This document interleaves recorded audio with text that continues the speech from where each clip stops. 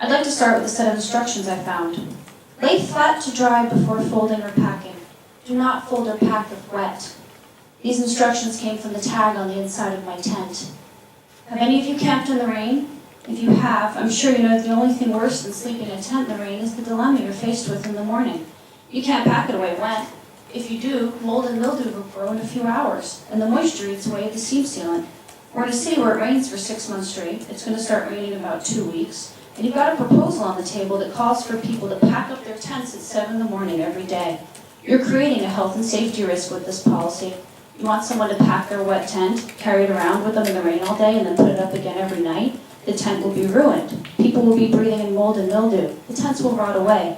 This makes absolutely no sense whatsoever from a public health and safety perspective.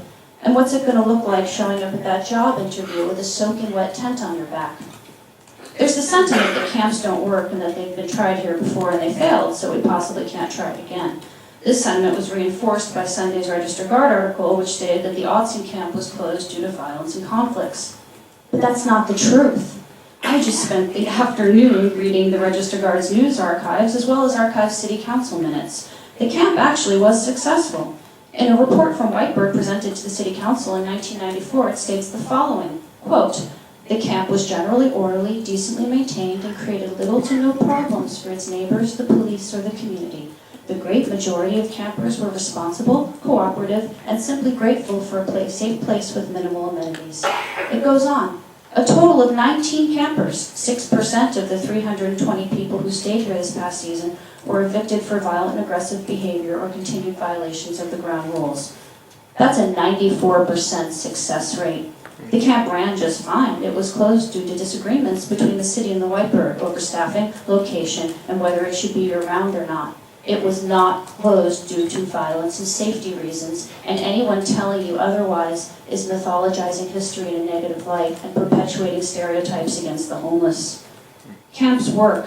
They especially work if they're small and self-managed with oversight. There's camps all over the United States that prove this very fact. What's not working is what we have now.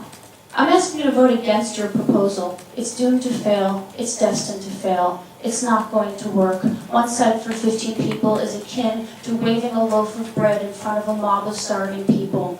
I ask you to go back to your original concept of 8 to 10 sites. These camps must be 24 hours. 15 to 30 people a site. Let them run 24 hours. Take Whoville as your first experiment because it's been running successfully for a month. I invite you all to Whoville. It's a beautiful thing. Please do the right thing. Winter is coming.